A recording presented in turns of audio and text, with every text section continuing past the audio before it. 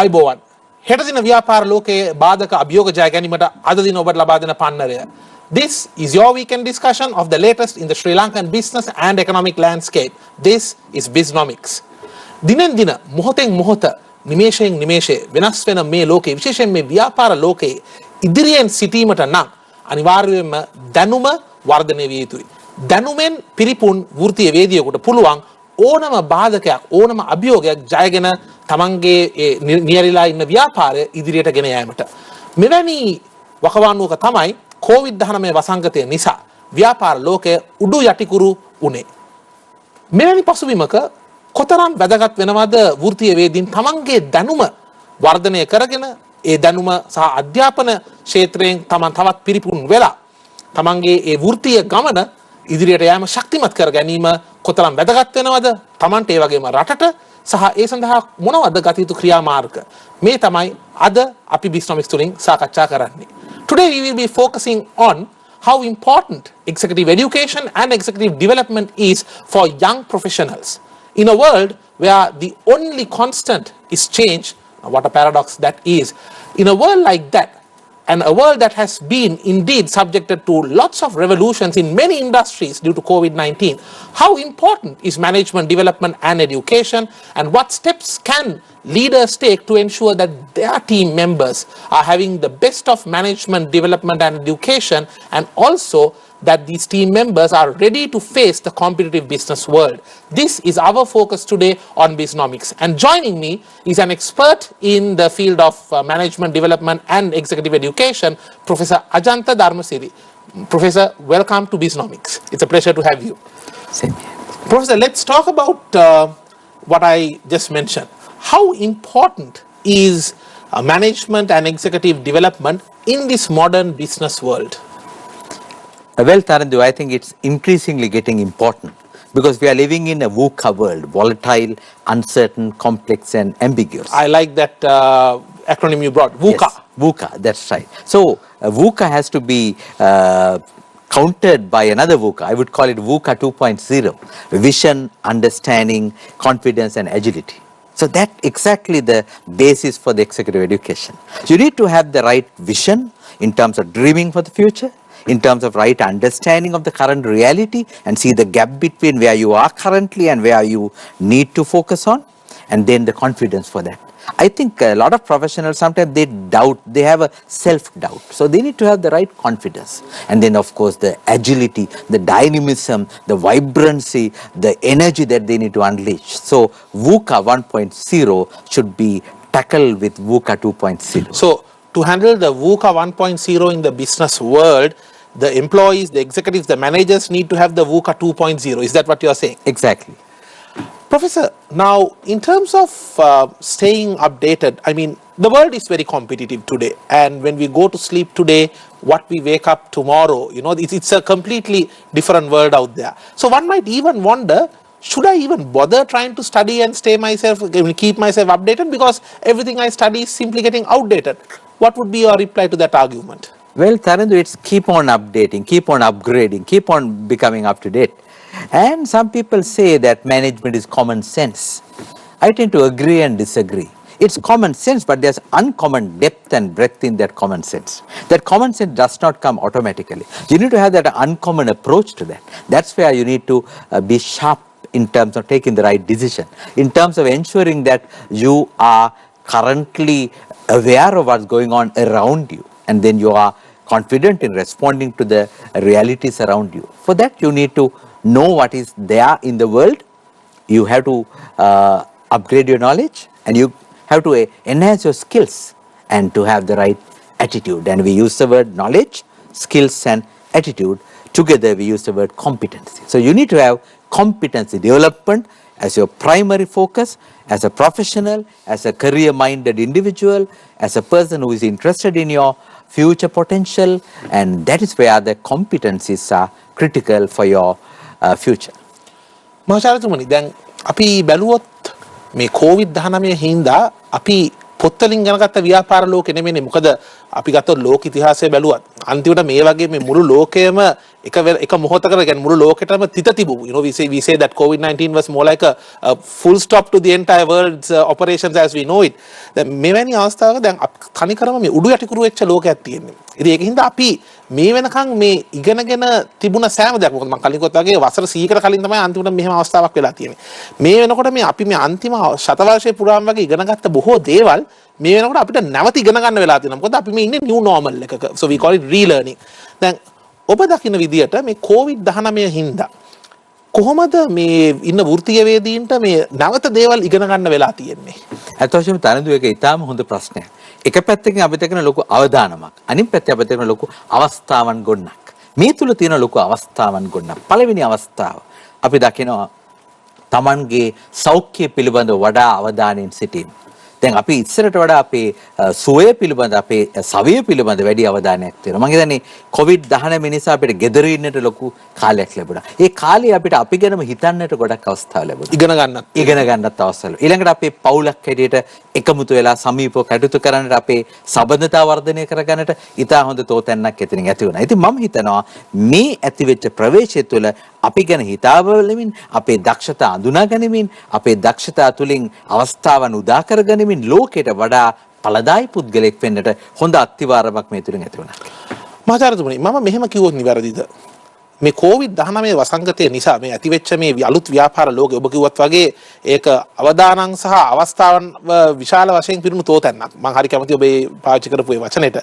දැන් මේ හින්දා අපි දැක්කා අලුත් ක්ෂේත්‍රයන් ඒ කියන්නේ කලින් ඒවායේ නියැලිලා හිටපු නැති කට්ටියටත් දැන් ඉගෙන ගන්නලා දෙනවා. අපි ගත්තොත් COVID-19ට කලින් විශාල වශයෙන් මේ ඩිජිටල් තාක්ෂණය, තොරතුරු තාක්ෂණය මේක අර IT ඩිපාර්ට්මන්ට් එකට ඒගොල්ලන්ට විතරක් සීමා වෙලා තිබුණ දෙයක් බොහෝ විට. හැබැයි දැන් තමන් මොන ව්‍යාපාරයේ මොන දෙපාර්තමේන්තුවේ හිටියත් දැන් ඒ ස්කිල් එක ඒ දැනුම අවශ්‍ය වෙලා තියෙනවා. එතකොට සෞඛ්‍ය ක්ෂේත්‍රය පිළිබඳව දැන් තමන් මොන ව්‍යාපාරයේ හිටියත් සෞඛ්‍ය කියන එක සම්බන්ධයි. පාරිභෝගික හරි සෞඛ්‍යයක් නැත්නම් එයාට දෙයක් ප්‍රොඩක්ට් එකක් සෙල් කරන්න බෑ. එතකොට ඒ වගේ ඔබ දකින විදියට මොනවද මේ අද ඉන වෘත්තීයවේදීන් අලුතෙන් ගිහිල්ලා දැනුම හමා යා යුතු ක්ෂේත්‍රයන් මොනවද ඔබ දකින විදියට? ඊටාම ප්‍රායෝගික ප්‍රශ්නයක් තරඳු වෙයි. මම යෝජනා කරනවා future competency නැත්නම් අනාගත කුසලතා ABCDE පහක්. ABCDE analytical skills. ඔබ තුළ තිබිය යුතු විශ්ලේෂණ ශක්තිය, විග්‍රහ කිරීමේ ප්‍රවණතාවය, යමක් තුලට කිදා බහැලා ඒකේ ගති ස්වභාව අඳුනා ගැනීමේ හැකියාව.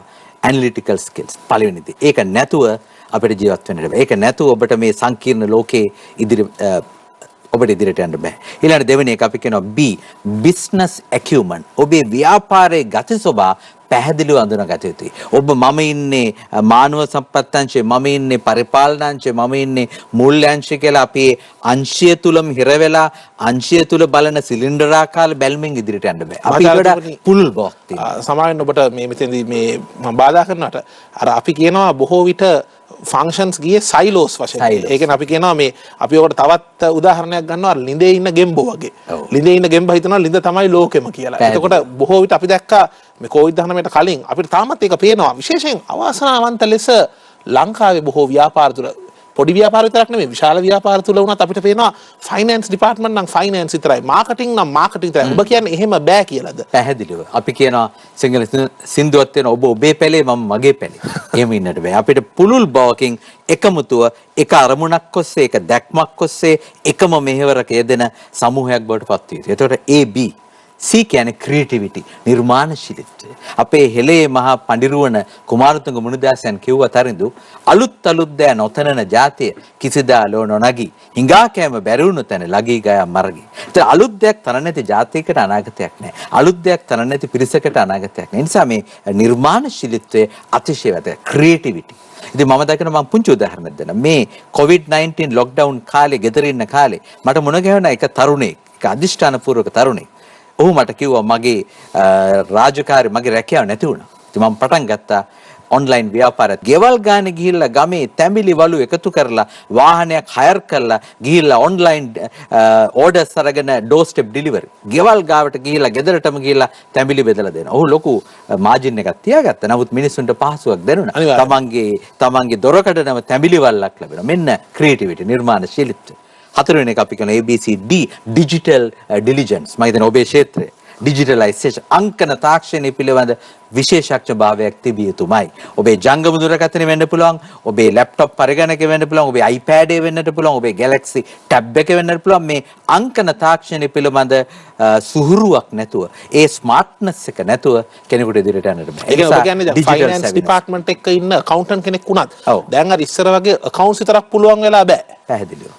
එතර ABCD E තමයි මගේ ප්‍රියතම විෂය emotional intelligence. හැඟීම්මය බුද්ධිය. අපිට බුද්ධිය කියන්නේ මේ අංක ගණිතය නැත්තම් භාෂාව විතරක් නෙමේ හැඟීම් පිළිබඳ සංවේදීතාවය. හැඟීම් පිළිබඳ තව කෙනෙක්ව තේරුම් ගැනීමේ හැකියාව, තව කෙනෙක් එක්ක ආදරයෙන් ගනුදෙනු කිරීමේ හැකියාව, තව කෙනෙක් එක්ක එකතු වෙලා යමක් ගොඩනැගීමේ ඒ හැඟීම්මය බුද්ධිය අපි කියන emotional intelligence. ඒතර මම සාරාංශගත කරන්නම් ABCDE analytical skills, business acumen, creativity, digital diligence and emotional intelligence. සිංහලෙන් කියනවා නම් විග්‍රහ කිරීමේ ශක්තිය, ඊළඟට අපි කියනවා ව්‍යාපාරය පිළිබඳ පුළුල් හසර බව, ඊළඟට නිර්මාණශීලීත්වය, ඊට පස්සේ අපි කියනවා ඩිජිටල් අංකන තාක්ෂණයේ සූරු බව, ඊළඟට අපි කියනවා හැඟීම්මය බුද්ධිය. මේ පහ අනිවාර්යයෙන්ම තිබිය යුතුමයි අනාගතය ගැන සුබසීන දකින ඕනෑම වෘත්තිකයෙකුට, ඕනෑම රැකියා වේදන තරුණියකට මේක තිබිය යුතුමයි කියලයි මම විශ්වාස කරනවා. මහාචාර්යතුමනි, ඔබ පවසපු එක දෙයක් ගැන මම ටිකක් වැඩිපුර හාරසීමක් කිරීමට කැමතියි මේ මොහොතේ. මේ අපි කිව්වොත් මේ හැඟීම් පාලනය කිරීම දෙක අපි කිව්වොත් emotional intelligence. දැන් අපි දන්නවා විශේෂයෙන් අපි හැමෝම හැඟීම්බර මිනිස්සු. දැන් අපි ගත්තොත් ඉන්න දැන් අද ව්‍යාපාර ලෝකයේ යම්කිසි නායකයෙකු නැත්නම් මැනේජර් කෙනෙකුට, ඒ කළමනාකරුවෙකුට ඔහු යටතේ ටීම් එකක් ඉන්න පුළුවන්. දැන් අපි සමහරක් කලාවට සාම්ප්‍රදායික විදියට අපි ගොඩක් කලාවට කියන දෙයක් තමයි ගෙවල් වල තියෙන ප්‍රශ්න, පුද්ගලික ප්‍රශ්න පැත්තකින් තියලා වැඩට එන්න. ඒ වැඩ කරන ස්ථානයේ ගේට්වේ ලයින් එක ක්‍රොස් කරාම ඒ ඔක්කොම අමතක කරලා කරුණාකරලා මේකේ වැඩ ගැන විතරක් ඒ ගැන අවධානය යොමු කරන්න. හැබැයි ඉතින් මිනිස්සු පැත්තෙන් ඕක කරන්න අමාරුයි නේද? මම ඔබෙන් අහන්න කැමතියි, අපි ගත්තොත් මේ ලංකාවේ ඉතිහාසය ගත්තත් පහුගිය දශක කීපයටම වඩා මේ මොහොතේ මේ මිනිස්සු බොහෝ පීඩනවල ඉන්න අවස්ථාවක මේ වගේ මොහොතක මැනේජර්ස්ලා, මේ කළමනාකරුවන් ඉතාමත්ම අත්‍යවශ්‍යයි නේද තමන්ගේ ටීම් එකේ ඉන්න ඒ කණ්ඩායම් සමාජිකයන්ගේ තියෙන ඒ ගැටලු ගැන පොඩි දැනුමක් තිබිලා එවුන්ගේ ඒ හැඟීම් ගැන පොඩ්ඩක් අවධානයෙන් සිටීම අවශ්‍යයි නේද? පැහැදිලිව. මම හිතන්නේ තරිඳු ඔබ කිව්ව දේ ඔබේ කර්මාන්ත ශාලාවේ ආයතනයේ ගේට්ටුව ගාවට හැංගීම් තියලා ඇතුළට එනකොට හැංගීම් නැති කෙනෙක් විදිහට ඒකයිල පරණ චින්තනය. ඒ කියන්නේ අපි වහලුන්ව බිහි කරනවා. අපි බලාපොරොත්තු වෙන මිනිස්සුන්ගේ වහල්ලු වගේ ඇවිල්ලා වැඩම තමයි වැඩින් එහා මුකුත් නැත. ඒ කාලේ ඉවරයි. අද අපි දකින්නේ හොඳම උදාහරණය තනදු ක්‍රීඩා ක්ෂේත්‍රය. ක්‍රීඩා ක්ෂේත්‍රයේ ක්‍රීඩාවේ විතරක් දක්ෂතාවය ඇති වෙලා බෑ, හැංගීම්මය බුද්ධියෙන් හැංගීමක් ඇතුව ඒ ඇඟෙන් මේන ශක්තිය දෙවුවොත් තමයි ක්‍රීඩාව ජය ගන්න පුළුවන්. අපි දකිනවා මේක අදාළයි විශේෂයෙන්ම ලෝකෙ දෙන්න පුළුවන් හොඳ උදාහරණය තමයි රගර් ක්‍රීඩාව. දැන් අපි ගත්තොත් ඕල් බ්ලැක්ස් ටීම් එක නවසීලන්තේ. ඔවුන්ගේ තියෙනවා පුරුද්දක්. ඔවුන්ගේ තියෙනවා යම්කිසි පිළිවෙතක්. ඔවුන්ගේ රටේ මෞරියන් ට්‍රයිබල් කමියුනිටි නැත්නම් මෞරියන් ගෝත්‍රික සමාජයෙන් ඔවුන් උකහාගත්ත හකා නැටුම. ඒ හකා නැටුමේ වොරියර් ඩාන්ස් එකක්. එක්සැක්ට්ලි. මේ අර ඒ කාලේ ඒ මෞරියන් වොරියර්ස්ලා අපි කරේ බැටල් එකට යම්කිසි යුද්ධයකට යන්න කලින් කරන යම්කිසි පිළිවෙත හැංගීම්. ඒ හැංගීම්මේ උද්දීපනය ඔවුන්ට උදව් වෙනවා අර මෞරියන් ගෝත්‍රිකයන් යුද්ධේ දිනෝ වගේ ඔවුන් ක්‍රීඩාවේ ප්‍රතිවාදීන් පරාජය කරන්න. අන්න හැංගීම් උද්දීපනය කරගෙන ඒක ධනවාදීව, සුබවාදීව යහපත් පැත්තට යොමු කිරීම. ඒතර හැංගීම් අපිව වටන්න පුළුවන්, හැංගීම් අපිව උසස් කරන්න පුළුවන්. ඒතර මෙතන අඳුනගත යුතුයි අපිව වටන හැංගීම්, අපිව පහත් කරන හැංගීම්, අපිව ඍණාත්මක පැත්තට හෙළන හැංගීම් අඩු කරලා අවම කරගෙන අපේ උද්දීපනය කරන සාර්ථකත්වයට යොමු කරන අනාගතය කරා යොමු කරන එවන් හැඟීම් උද්දීපනය කර ගැනීමෙන් තමයි ආයතනයක ඵලදායීතාවය වැඩි වෙන්නේ. ආයතනයක සාර්ථකත්වය එවන් පිරිසක් එකතු වෙලා උද්‍යෝගයෙන් මම දෙන්න පුංචි උදාහරණයක්. එක්තරා ආයතනයක මම වාණිජමය නම කියන එක හරිනේ. එතන ගහලා තියෙනවා දැන්වීමක්. ඔබ සතුටු නම්, ඔබ තෘප්තිමත් නම් මේ බෙල් එක ගහන්න. ආයතනයෙන් ඔබ ආහාර වළඳලා එළියට යනකොට ඔබ බෙල්ලෙක් ගැහුවා මේ ආයතනයේ තරුණ පිරිස ඔක්කොම එකපාර නැකලා කියනවා thank you ස්තුතියි අන්න හැංගීම් ප්‍රතිචාර. අනිවාර්යයෙන් හැංගීම් උදව් වෙනවා අපේ ආයතනයේ අරමුණු ඉටු කරගන්න. ඔබ කියපු ඒ කාරණා මම දැක්කා මේ ජපන් ආහාර ලබා දෙන එක රෙස්ටෝරන්ට් එකක් මම දැක්කා. ඕනම කස්ටමර් කෙනෙක් යනකොට උන් බොහොම හයියෙන් ඒ ජපන් භාෂාවෙන් ඒ කියලා උන් ආචාර කළා. මම හිතන්නේ ඔබ කියන දේ අපි ගොඩක් මේ ජපන් සංස්කෘතිය, ජපනීස් කල්චර් එකත් අපි දකිනවා බොහෝ දුරට. Professor, let's talk about the Sri Lankan executives and managers. Now, you're someone who spends your almost every day working with them, trying to enable them to go to the next level, and all your students are of very high regard for you for the services that you have rendered to them over so many years. Now, the way you see it, now I want you to be absolutely brutally honest here. The way you see it, do you think that Sri Lankans are giving, especially managers and executives, are giving enough attention towards continuous learning and development? Well, it's a mixed bag, Tarandu. Let me be ruthlessly honest with you. It is not up to the expected level. And I see a lot of rough cut gems because they come with a set of qualification, they come with some kind of background where they had not been exposed enough to the complex environment. Sometimes we being an island, we have this island mentality. I am the smartest, I am the greatest, I am the biggest, I am the this and that, and we think we are big. But we are too small compared to the global competition. So we have to realize the amount of learning we need to have. So I think we need to inculcate the lifelong learning habit. I must tell you very honestly, I always identify myself as a lifelong learner because we learn from womb to the tomb. Every day is an opportunity for learning. Womb to the tomb we Womb learn. to the tomb, yes. Excellent statement there. තිඹිරි ගෙදරිතර සෝන් බිම කරා හැමතැනම අපි ඉගෙන ගන්නවා. ඉගෙන ගන්නේ නැති තැන ජීවිතේ සාර්ථක නැහැ. In fact, the futile life begins when you stop learning. You need to have fruitful learning. Learning and living are part and parcel together. So every day is an opportunity to learn. My point is that sometimes we get engrossed in money making, money, and we underestimate the value of learning. It's an investment for your future. Some people I know, they are not taking conscious effort to upgrade themselves by embarking on a competitive study program like an MBA because they do not want to spend that time, that energy, that effort towards their own future. And they might spend that time to make money. But at the end of the day, that money will not give you that added advantage. That money will not give you that additional confidence. That's where you need to boost yourself, to expand yourself, to upgrade, update, and make yourself up to date. Would you agree with me if I say that at the point of time that you stop learning, that's your first step towards reducing your earning? Absolutely, because in the long run, earning and learning go hand in hand. The more you learn, you get opportunity to earn more. And it is having a long-term orientation of your life. But if you are very short-sighted, you look at the immediate loss that you have when you invest time on studying. But that's a very short-sighted approach. If you have a far-sighted approach, you have to invest that time to learn something, embark on a rigorous, relevant program like an MBA so that it will give you opportunity for future. It will give you return in the long term. It will give you the dividends fully in the long run. Stay tuned. We will be back after this short break. This is Bisnomics. අයිබෝවන් නැවතත් ඔබ එක්වන්නේ ශ්‍රී ලාංකේය ව්‍යාපාර හා ආර්ථික ක්ෂේත්‍රයේ සතියක කාලීන සංවාදය Bisnomics සමගයි. අපි අද මාතෘකාව වෙලා තියෙන්නේ විශේෂයෙන්ම ව්‍යාපාර ලෝකයේ මේ නිතර අලුත් දේ ඉගෙනීම කෙතරම් වැදගත්ද යන්නයි. ඇයි අපි ගත්තොත් යම්කිසි ව්‍යාපාරයක ඉන්න කළමනාකරුවෙක් නැත්නම් විධායක නිලධාරියෙක් මේ continuous learning කියන concept එක මේ සංකල්පය මේ අලුත් දේවල් නිතර ඉගෙන ගැනීම කියන මේ සංකල්පය ඇයි ඔහු හෝ ඇය නියැලී සිටිය යුත්තේ වර්තමාන ව්‍යාපාර ලෝකයට මේ සඳහා ඇති අවශ්‍යතාවය කුමක්ද යන්නයි. මේ සඳහා අපිත් එක්ක සම්බන්ධ වෙනවා මහාචාර්ය අජන්ත ධර්මසිරි මහත්මයා. මහාචාර්යතුමනි, දැන් අපි කලින් කතා කරා මේ ඇයි මේ learning කියන එක අත්‍යවශ්‍ය වෙන්නේ කියලා. මම ඔබේ මේ දේ අහන්න කැමතියි. දැන් ව්‍යාපාර ස්ථානයක් තුල මම දන්නවා ඔබ මානව සම්පත් කළමනාකරණය පිළිබඳ පුරුල් දැනුමක් ඇති පුද්ගලයෙක්. ඔබ ඒ පිළිබඳව ස්ටඩි කරලා තියෙනවා. ඒ වගේම ඔබ ඒ ක්ෂේත්‍රයේ බොහෝ නියැලී ඉඳලා තියෙනවා. විශාල සමාගම් ඒ වගේම කුඩා සමාගම් වලට ඔබ උපදෙස් ලබා දෙනවා. මම කැමතියි මේ දේ දැනගන්න. දැන් ව්‍යාපාර නායකයෙක් වුණාම ඒ ව්‍යාපාරය තුල ඉන්නවා විවිධ පරම්පරාවල් වලට අයිති කට්ටිය. අපි කියනවා different generations. මේ සමහරක් අය මේ digital තාක්ෂණයේ generation එකට කලින් ආපු අය. සමහරක් අය උපත්තියේ සිට digital තාක්ෂණයත් එක්ක නියැලී හිටපු කට්ටිය.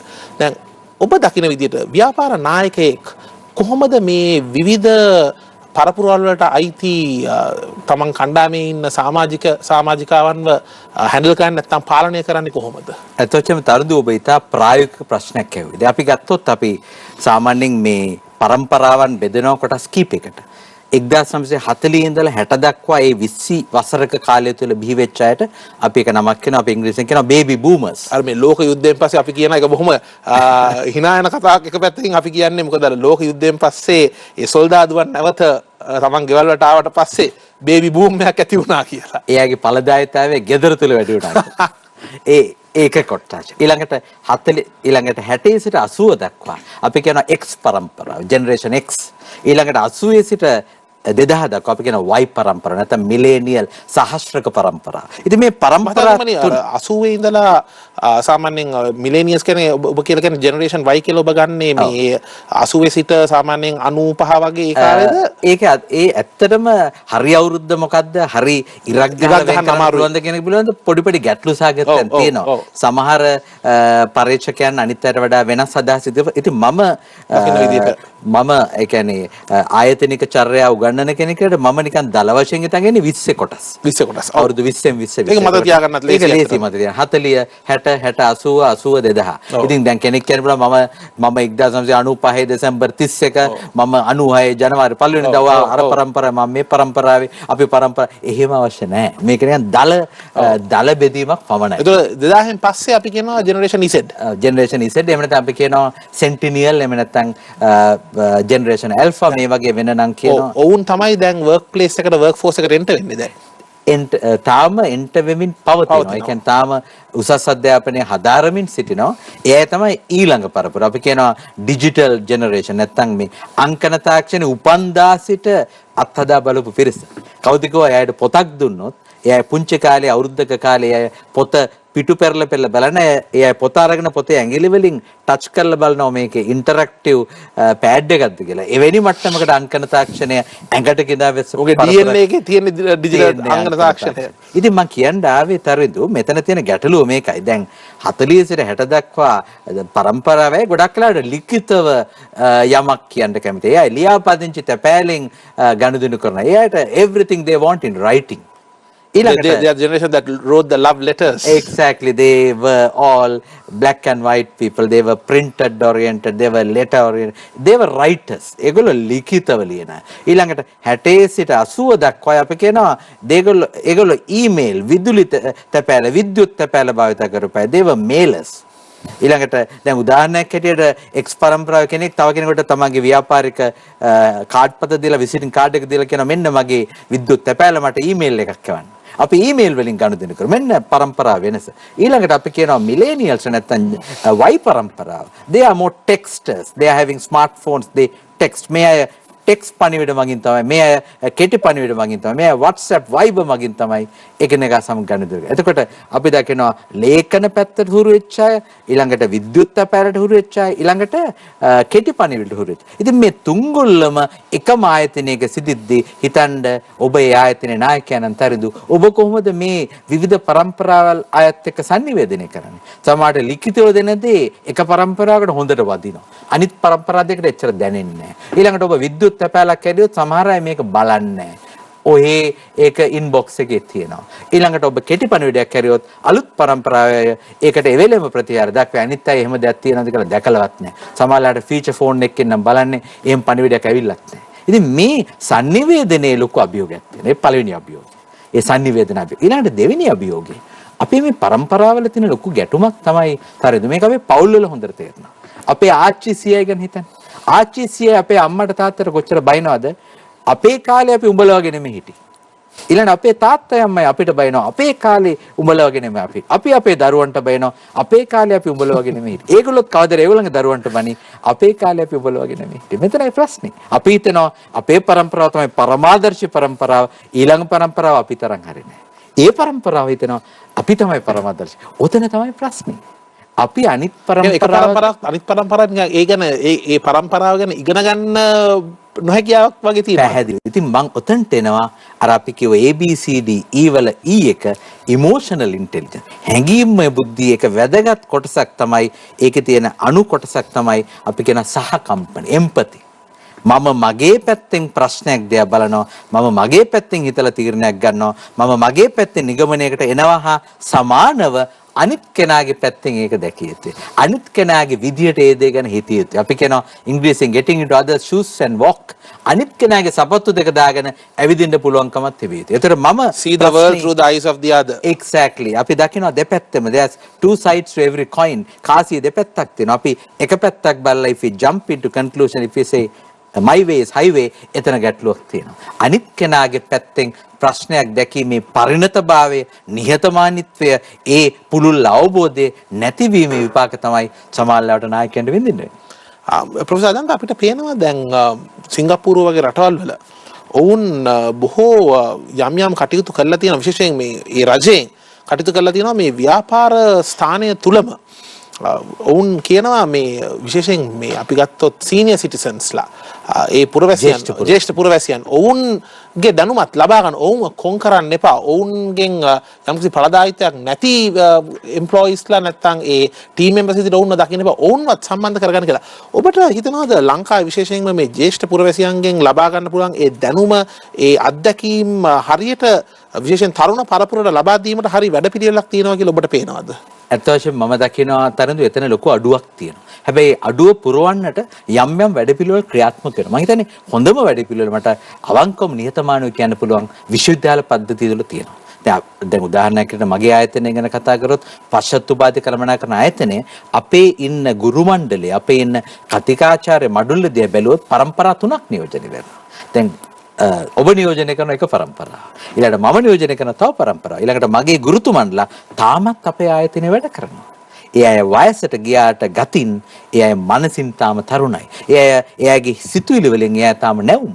ඒ අයගේ චින්තනය තාම ප්‍රබලයි. ඉතින් මම දකිනවා මේ අපේ විශ්වවිද්‍යාල ක්ෂේත්‍රයේ විශේෂයෙන් පශ්චත් උපාධි ආයතනවල විශේෂයෙන්ම MBA පාඨමාලාව වගේ පාඨමාලාවකදී අපිට ඊටාම වැදගත් වෙනවා මේ පරිණත විශ්‍රාමික සමාජලට ආයතනවල ඊටා ඉහළ නිලතර දරපු ඒ තමන්ගේ ජයග්‍රහණ ගැන ආඩම්බරයෙන් කතා කරන්න පුළුවන් අච්චුපත්වල නැති පොතපතේ නැති ජීවිත උදාහරණ වලින් කතා කරන්න පුළුවන් සුවිශේෂ චරිත අපි අතර ඉන්නවා. ඒ කියන්නේ ඒ අයට දැනුම ලබා ගැනීමද ක්‍රමවේදයක් අවශ්‍යයි.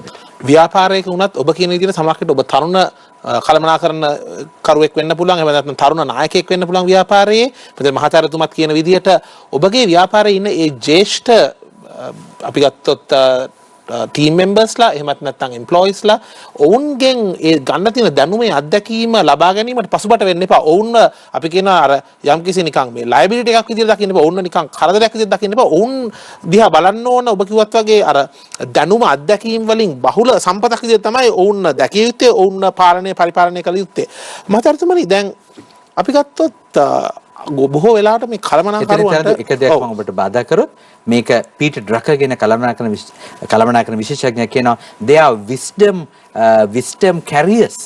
ඔවුන් තමන්ගේ ජීවිතයෙන් ඒ පරිණත බුද්ධිය ඔවුන් තුළ තිබෙනවා. ඒ මහා පූර්ණ දැනුම ඔවුන් තුළ තිබෙනවා. ඒක ලබා ගැනීමේ ක්‍රමවේදයක් අපිට අවශ්‍යයි. අනිවාර්යයෙන්. මහාචාර්යතුමනි දැන් අපි ගත්තොත් බොහෝ විට ව්‍යාපාරවල ආයතනවල ඒ ඉන්න තරුණ නායකයන් එහෙම නැත්නම් අපි ගත්තොත් ඒ ඉන්න කළමනාකරුවන් සමහරක් විට අපි විධායක නිලධාරීන් වෙන්න පුළුවන්. ඔවුන් බොහොම හොඳට දේවල් කළමනාකරණය කරනවා. අපි කියන එකට මැනේජින් කියලා. හැබැයි ඇත්තටම අද ලෝකයේ මේ විශේෂයෙන් ව්‍යාපාර ලෝකයේ ශ්‍රී ලංකාව වගේ රටක විශේෂයෙන්ම කුඩා ව්‍යාපාරවල විශාල පරිමාණ ව්‍යාපාරවල මේ නායකයන්ගෙන් අපිට අවශ්‍ය මේ මැනේජ් කරනවා කියන එක නෙමෙයිනේ. අපිට ඕනේ දේවල් ට්‍රාන්ස්ෆෝම් කරන්න. අපි කියනවා නිකන් නැත්තම් ව්‍යාපාරය තුළ ලොකු පෙරලියක් කරන්න. මොකද නායකයෙකුගේ වගකීම වෙන්නේ ටීම් එකක් නැත්තම් කම්පැනි එකක් මෙහෙම ඉස්සරහට ගෙනියන එක නෙමෙයිනේ. අපිට ඕන අපි කියනවා don't take one step ahead, take 10 steps above. දැන් ඔබ දකින විදියට තරුණ නායකයෙක් මොකක්ද කරන්න ඕන තමන්ගේ ඉන්නේ කණ්ඩායමේ ව්‍යාපාරය ට්‍රාන්ස්ෆෝම් කරන්න නම්? මම හිතන්නේ ඊටාම වැදගත් වෙන එකට අපි ආවතරෙන්ද. අපි මේකට කියනවා තව ඉදිරියට ගියොත් transformational leadership. පරිවර්තනය කරන්නා වූ නායකත්වය. පරිවර්තනය කරන්නා වූ නායකත්වයක තියෙන ප්‍රධානම දේ තමයි තමන් හැමදේම බදාගෙන තමන් වටේ රඳවගෙන තමන් කරන්නේ නැහැ. තමන් අනිත් අයව බල ගන්නවනවා. තමන් අනිත් අයව දිරි ගන්නනවා. empowering. අනිත් අයව ගොඩනගනවා. You are initiating, you are influencing, you are instructing. Or in other words, you are inspiring others. ඒ කියන්නේ ඔබ අනිත් අයව දිරිගන්වනවා, ඒ අයගේ කුසලතා ඔප්නංවාගෙන ඒ අයට වගකීම් බාර දෙනවා, ඒ අය උනන්දු කරනවා. එතකොට ඔබ නිදහස් තවත් සංකීර්ණ දේවල් ගැන හිතන්නට. ඔබට පුළුවන් ඒ අයටත් පුළුවන් දේවල් ඔබ ඒ අයට කරන්න දීලා ඒ අයට කරන්න බැරි දේවල් කරන්නට ඔබේ අවධානය යොමු කරනවා. ඒතර ඔබේ ශක්තියත් තව උද්දීපන වෙනවා, ඔවුන්ගේ ශක්තියත් ප්‍රබල විදියට යොදා ගන්නවා. ඉතින් එතකොට ආයතනයේ පැත්තෙන් ඒක ඉතා වාසනාවන්ත දෙයක්. ඉතින් මම දකින්නේ මෙතන ප්‍රශ්නේ මේකයි තමයි. සමහර නායකයන් තුල ඒ ආත්ම විශ්වාසය නැහැ. මම මේ අයට මේක බාර දුන්නොත් මගේ තත්ත්වේ නැති වෙයි, මගේ මට්ටම නැති වෙයි, මගේ ගරුත්වය නැති වෙයි, මේ අය මාව ගණන් ගන්න එකක් නැහැ. එතකොට මට නායකයා වගේ වැජබෙන්නට බෑ. මේ අයට වැඩ බාර දුන්නාම ඒ අයත් ඒ අයගේ තත්ත්වයක් ඉහළ නගිනවා. එවැනි පටු මානසිකත්වයකට ආවොත් අපිට කවදාවත් ආයතනයක් දිනු කරන්න බෑ. පළවෙනි දේ අපි ඉංග්‍රීසියෙන් කියනවා let go yourself. You have to let go. You have to let go your ego in order to have excellent results. අපිට අවශ්‍ය වෙනවා අපේ මමත්වය ඉවත දාලා වගකීම් බෙදා දෙන්නට, වැඩ බෙදා දෙන්නට. ඒ අනුව අනිත් අයවත් නායකයන් බවට පත් කිරීම. Transformation leadership begins with empowering others. Professor, what you are saying is more than your idea or my idea, our idea is better. Excellent. Because when two brains get together, they are synergy. 1 plus 1 equals more than 2. 2 plus plus.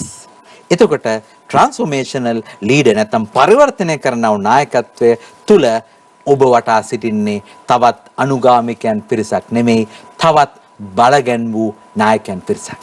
ඔවුන් විසින් හිතා තීරණ ගන්නවා. ඔවුන් විසින් අලුත් දේ බිහි කරනවා. ඒතර එවන් ආයතනයක නායකත්වය අතිශය වාසනාවන්තයි. අතිශය තෘප්තිමත්. මොකද ඔබ දකිනවා ඒ අයත් දැන් පරිවර්තන වෙලා ඉසිරි. ඒ පරිවර්තනය තුළ ආයතනයට ලොකු දෙයක් වෙනවා.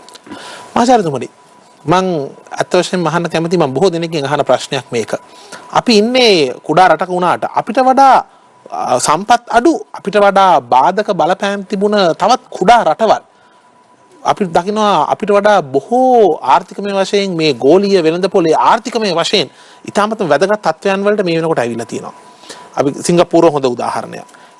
ඔබ හිතන විදිහට ලංකාවෙන් එතරම් අපි කියොත් world class world famous brands companies බිහි නොවීමට හේතුව ඔබ දකින විදිහට අපේ ඉන්න ඒ නායකයන් ව්‍යාපාර නායකයන්ගේ මේ ඔබ මේ පැහැදිලි කරපු ඒ ගතිගුණවල අඩුවක්ද? ඒක ටිකක් සංකීර්ණ ප්‍රශ්නයක් තනිදු. මට ඒකට ඍජු උත්තරයක් මේකයි හේතුව කියලා කියන්න අමාරුයි. ඔබ හිතන විදිහට ඒ සංකීර්ණත්වය තුළ මම දකිනවා ප්‍රධාන කාරණා තුනක්. පළවෙනි එක තමයි there's a lack of mindset, right mindset of going global. We have a limiting mindset. The island mindset. Exactly. දැන් අපි ඉස්කෝලවල ගුරුවරු ඇත්තටම මමත් ගුරුවරෙක් ඔබත් ගුරුවරෙක්. නමුත් අපි දකිනවා සමහර ගුරුවරු ළමයින්ට කියන්නේ ඇඟිල්ලේ තරමට ඉදිමෙන. බොහොම පටු චින්තනයක්, බොහොම සීමිත චින්තනයක්, බොහොම කුඩා චින්තනයක්. අපි කැමති නෑ අපේ දේශ සීමාන්තර පහු කරලා ලෝකේ කරා යන්නට. මම ඒක ලෝකෙදින ගැන හීන දකින්න. පැහැදිලිව මම ඒක උදාහරණයක් දෙන්නම්. මම ඉතා ගරු කරන චරිතය තමයි මහේෂ් අමලීන්. MS කියන ව්‍යාපාර ක්ෂේත්‍රයේ දැවැන්තෙක්.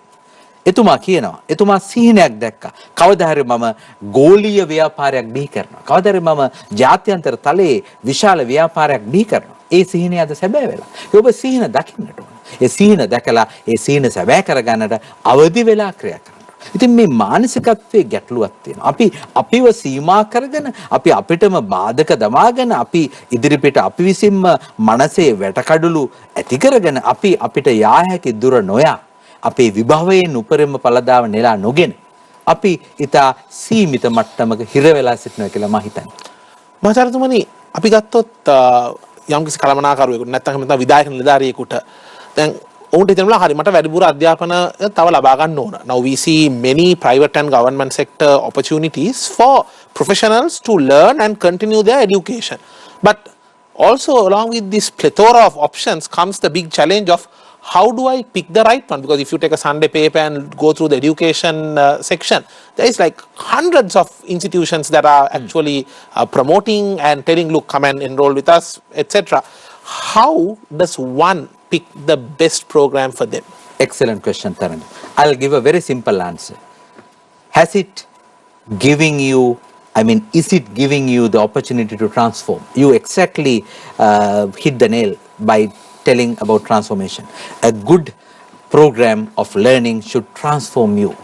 Now, for example, if you take MBA, which is very relevant to any aspiring manager for the future, Master of Business Administration.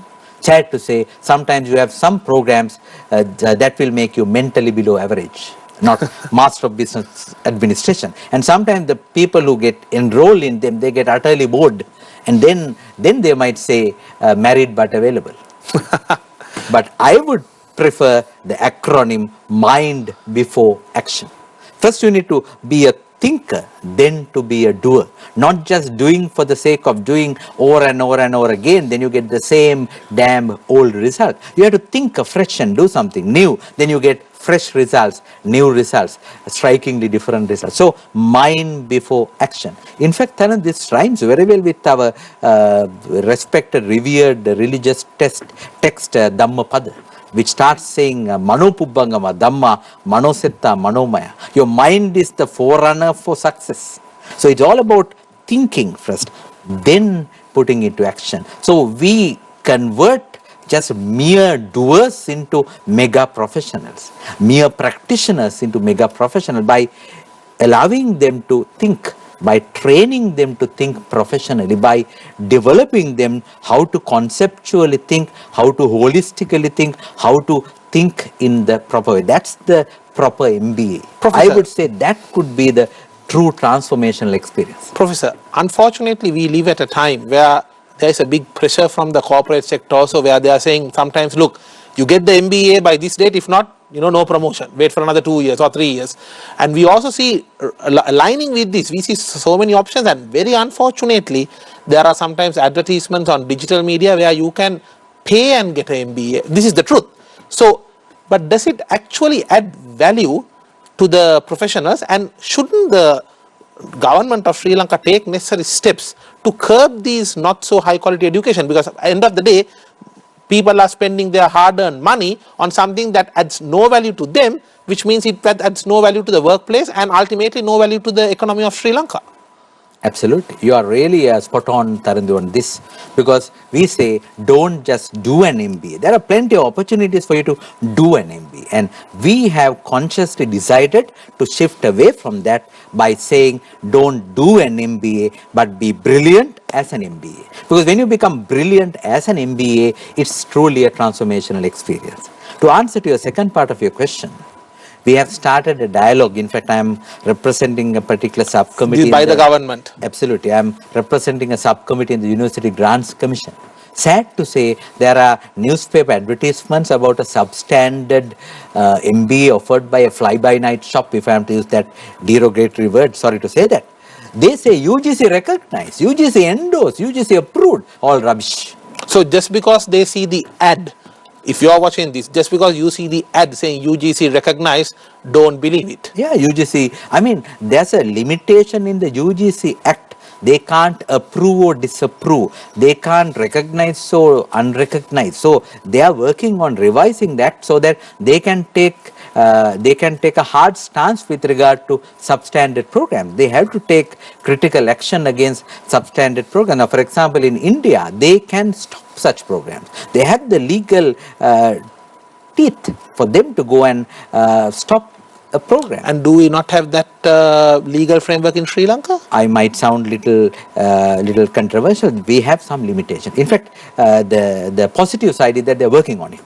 They need to be amended in terms of their current legislators so that they will have more power to take actions against such I would say illegal or even unethical ways of communicating to distract the poor parents and to give a wrong impression, wrong hope to the students. Absolutely. And they do a great damage. They do a very, very severe damage to the next generation. For so sure. I'm very sad about it. මද විරාමයකින් නැවතත් හමුවෙමු මේ Bisnomics. Welcome back.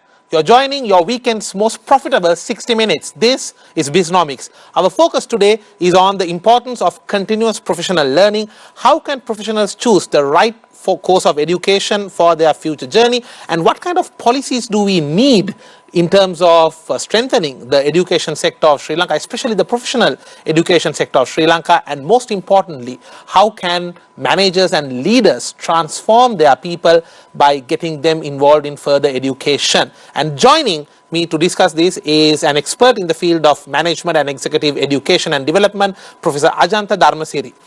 මහාචාර්යතුමනි, දැන් අපි විරාමයට කලින් කතා කරා කොහොමද මේ හරි ප්‍රෝග්‍රෑම් එකක් තෝරාගන්නේ, මොනවා ගැනද සැලකිලිමත් විය යුත්තේ කියලා. දැන් මම කැමති මෙහෙම දෙයක් අහන්න. දැන් ඔබ දකින විදියට ලංකාවේ ඉන්න නායකයන්, ව්‍යාපාර නායකයන්, ඔවුන්ගේ යටතේ ඉන්න ඒ සමාජිකයන්, ටීම් මෙම්බර්ස්ලා, එම්ප්ලොයිස්ලා ඔවුන්ව දිරිගන්නනවද තව වැඩිදුරටත් ඉගෙන ගන්න කියලා. ඔබට එහෙම ට්‍රෙන්ඩ් එකක් ලංකාවේ මේ අපි කියනවා මේ ව්‍යාපාර සංස්කෘතිය නැත්තම් කෝපරේට් කල්චර් එක තුල ඔබට එහෙම දෙයක් පේනවද? අත්වශයෙන් මම එතනදී සුබවාදීව දකින්නත් තමයි. හේතුව දැන් අපි දකිනවා ආයතන ප්‍රධානියෙක් තමන් යම්කිසි ව්‍යාපාර කළමනාකරණය පිළිබඳව අපි කියනවා විද්‍යාපති පාඨමාලාවක්. එහෙම නැත්නම් අපි කියනවා මාස්ටර්ස් ප්‍රෝග්‍රෑම් ඉන් බිස්නස් ඇඩ්මිනිස්ට්‍රේෂන් තමන් තෘප්තිමත් වෙන පරිවර්තන අධ්‍යක්ෂකමක් කරා ගියා නම් අනිවාර්යයෙන්ම ඒ අය තව කෙනෙකුට නිර්දේශ කරනවාමයි ඒ පාඨමාලාව. මහත්මයා කියන්නේ ඔබ කියන්නේ MBA වෙන්න පුළුවන් නැත්නම් MSc වෙන්න පුළුවන් යම් කිසි පශ්චාත් එහෙමත් නැත්නම් දැන් පශ්චාත් ඉගෙනීම වගේම සමහරකට මේක යම් කිසි ඒ වෘත්තීමය වශයෙන් ට්‍රේනින් ප්‍රෝග්‍රෑම් එකක් වෙන්නත් පුළුවන්. ඒ කියන්නේ යම් කිසි ෆීල්ඩ් එක වර්ක්ෂොප් එකක් වෙන්නත් පුළුවන්. ඔබ කියන්නේ තමන් තෘප්තිමත් වෙන විදිහට ඒ විදිහට අධ්‍යාපනයක් ලැබුවොත් ඔහු හෝ ඇය තමන්ගේ ඉන්න සමාජිකයන්, තමන් කණ්ඩායමේ ඉන්න ව්‍යාපාර සමාජිකාවන්වත් ඒකට යොමු කරනවා කියලා. ඒක මම දකින්නේ නායකත්වයේ එක ගති ස්වභාවයක්. ඒ කියන්නේ තමන් රස ආහාරයක් වැළඳුවොත් ඒක තව කෙනෙක් එක්ක බෙදා ගන්නවනේ. ඒක සාමාන්‍ය මනුස්ස ස්වභාවයනේ. ඒ වගේ තමන් හොඳ ඉගෙනීම් අධ්‍යක්ෂකමක් කරා ගියොත් කවුරු හරි කෙනෙක් ඇහුවොත් සර් මොකද්ද මම කළ යුත්තේ කියලා අනිවාර්යයෙන්ම මේ පුද්ගලයා යෝජනා කරන්නේ ඒ තමන් මුහුණ දීපු අත්දැකීම. ඕකෙම අනිත් පැත්තකුත් තියෙනවා. මම දකින්නේ මේක බහුතරය. තව සුළුතරයක් ඉන්නවා තමන්ට උදාහරණයක් විදිහට පශ්චාත්තුපාදී සුදුසුකම නැත්තම් තමන් සුදුසුකමකින් නැතුව පස්ස දොරෙන් ඇවිල්ලා කෙනෙකුට වෙන වෙන ආකාර වලින් ඉහළට ගියා නම් ඒ අය තුල තියෙනවා ටිකක් අපි කියනවා ඒ අය තුල සුරක්ෂිතභාවය පිළිබඳ ගැටලුවක් තියෙනවා. ඒ අය කැමති නෑ තමන් යටතේ වැඩ කරන අය තමන්ට වඩා හොඳට ඉගෙන ගන්නවට. ඒ අය පුළුවන් තරම් අකුල් හෙලනවා. ඒ අය පුළුවන් තරම් බාධක ඇති කරනවා. කියන්න කනගාටුත් කරනදු සමාජලාට අපේ ආයතනයේ අපි සතිය දවස්වල දේශන පටන් ගන්නවා 5 මාර්ච් නැත්නම් 5:45. ඒතර සමහර ආයතනවල හොඳටම දැනගෙන මේ මං යටතේ වැඩ කරන කෙනාට 5:45ට දේශනෙට යා යුතුයි කියලා ඒ අය 6ට දානවා මීටිමක්. 6ට දානවා රැස්වීමක්. හොඳටම දැනගෙන අකුල් හෙලන. එතන තියෙන පැහැදිලිවම ඊර්ෂ්‍යාව.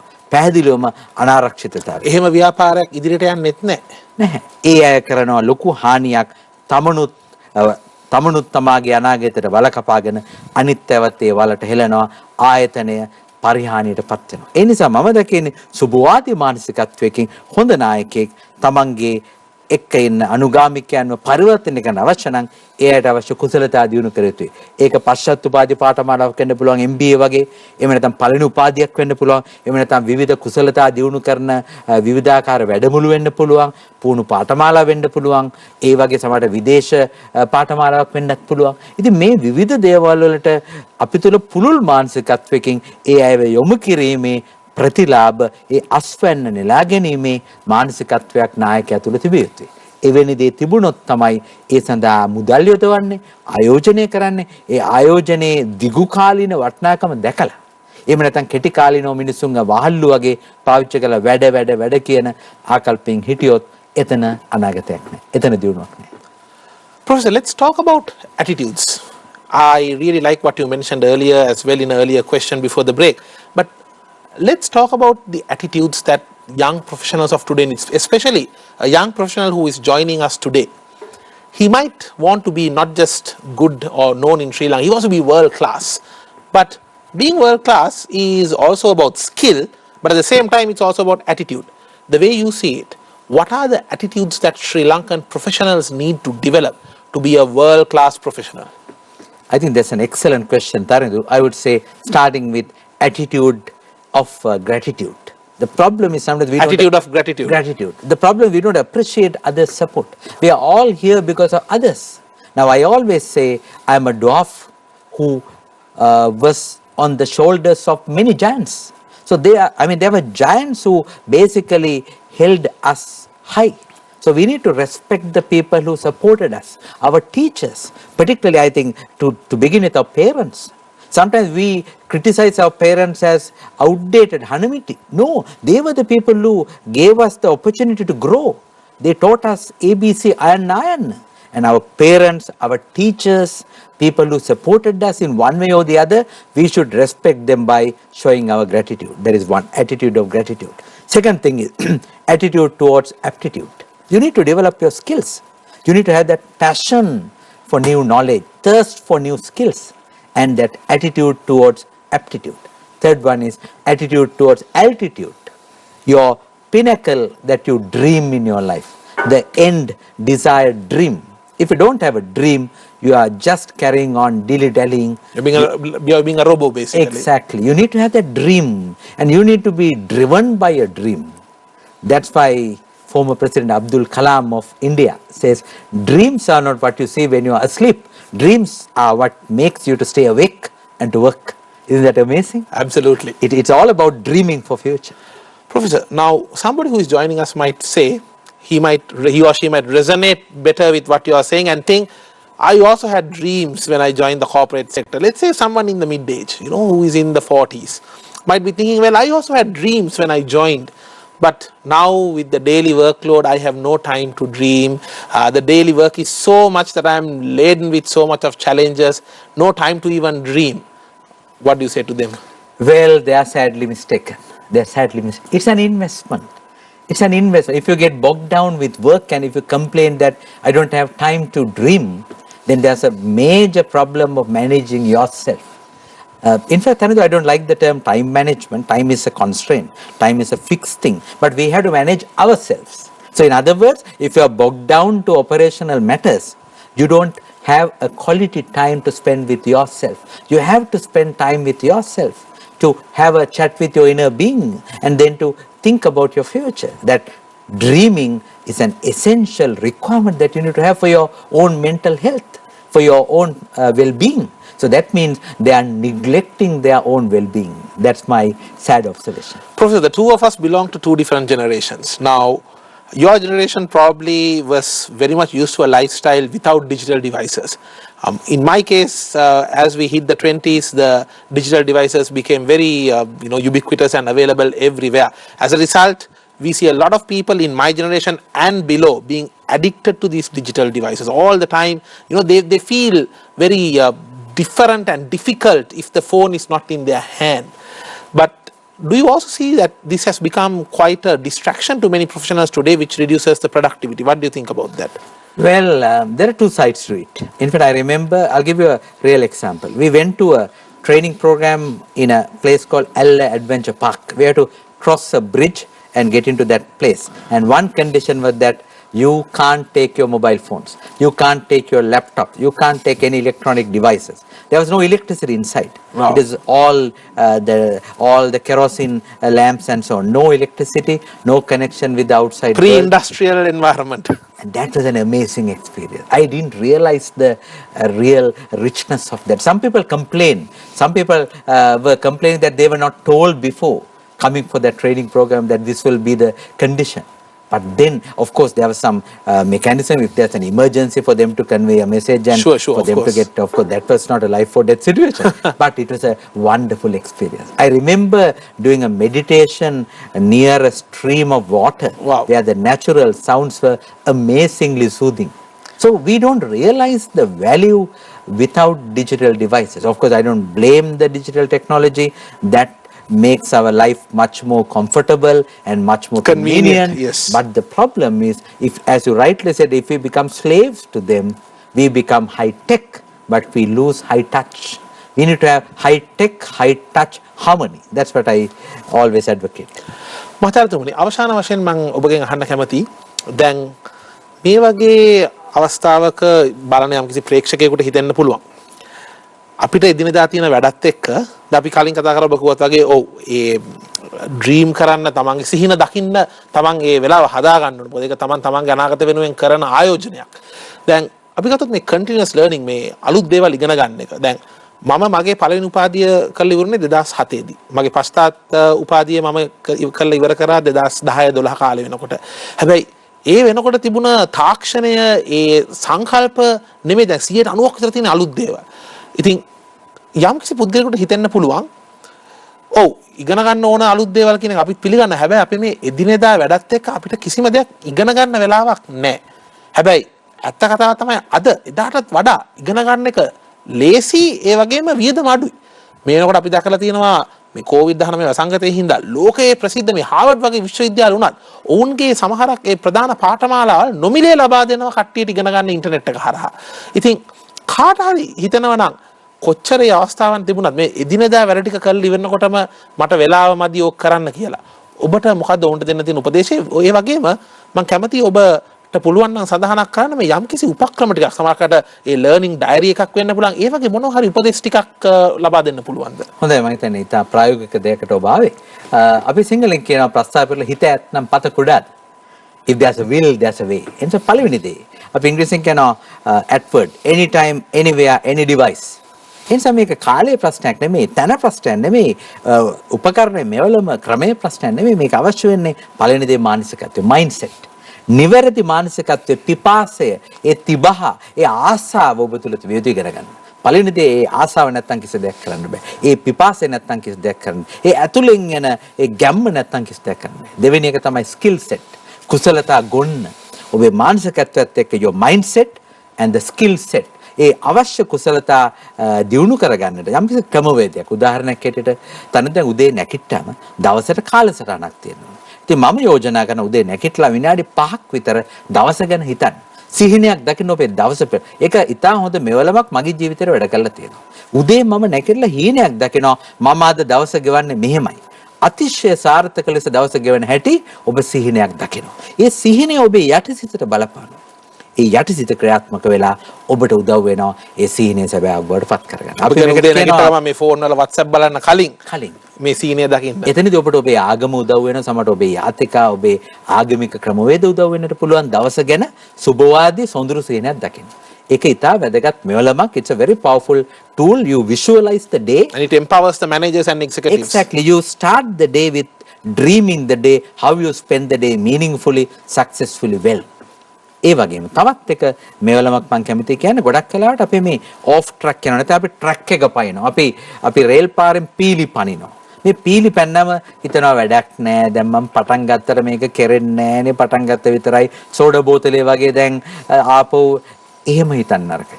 අයිත් පටන් ගන්න. ජීවිතයේ තියෙන වැදගත්ම ලක්ෂණය තමයි තනදු හැම දවසක්ම අලුත් ආරම්භයකට උදව්. Life begins every day. Exactly. So even if you had a bad day today, even if you had an unsuccessful day today, tomorrow is a fresh beginning. Tomorrow is a new beginning. හෙට පටන් ගන්න අලුතෙන්. Professor, something I believe in is yesterday's successes and yesterday's failures belong to yesterday. Today is a brand new day. Would you agree? Absolutely. Because they say yesterday is history. Tomorrow is mystery. Today is the present. It's a gift. අද පටන් ගන්න. අද තිලිනයක්. අද දවස අලුතෙන් පටන් ගන්න, අලුතෙන් හිතන්න, අලුත් දෙයක් ඉගෙන ගන්න, අලුතෙන් ජීවිතේ දැකලා සාර්ථක කරගන්න pure and pure ඉදිරියට යන්න. Thank you very much, Professor. That was indeed quite insightful. I like how you said like life and the day. You know, every new day is a great opportunity to begin. Fantastic thoughts there.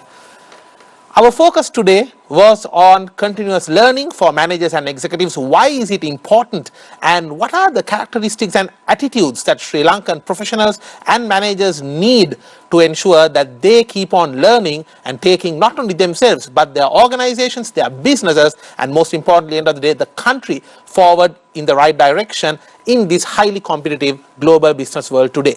I'm indeed thankful to Professor Ajanta Dharmasiri for having joined us today. Professor, it was a pleasure to have you. I really like how you brought so many examples from different fields and connected well and made it a very interesting discussion. Thank you once again. Thank you so much. Thank you for the opportunity.